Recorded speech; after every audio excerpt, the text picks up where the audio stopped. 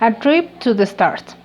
It's an interactive book in which, as the reader answers the question, the story will change. It is my guess the story begins in the year 2285 when the universe is not so unknown to humans and aliens are no longer mysterious begins. The protagonist, Fred Garcia Martin, who represents the reader of the book, is a young man who does not have a job and lives in a building in city Buenos Aires, Argentina, with his robot Roberto, and great adventure awaits them traveling through the stars when trying to get a job aboard the Liberty, a spaceship that takes tourists through the space, and as cleaning supervision of Cindy and Billy, two careless robots who often make cleaning mistakes.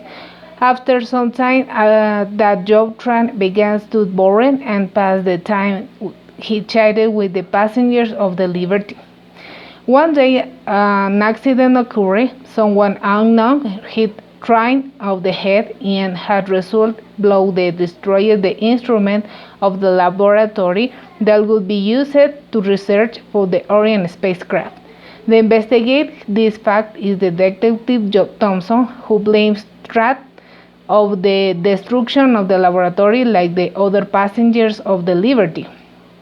Suddenly, the ship heads to dark and unknown place, so Captain ordered everyone to leave the ship, but Tran and Detective Thompson ignore this warning and stayed in the ship that directs them to another galaxy through a wormhole. After a while, they board a strange intergalactic hotel, and because they possess forbidden things like beef, they take and Tran, the detective, hail. But Tran helps him to escape from the place and alien Sabine who take him to the planet Roland, but they had plans to bring laser weapons to the Earth, so Tran decides to escape together with Cindy the robot. To Earth in the spaceship will begin changes inside him.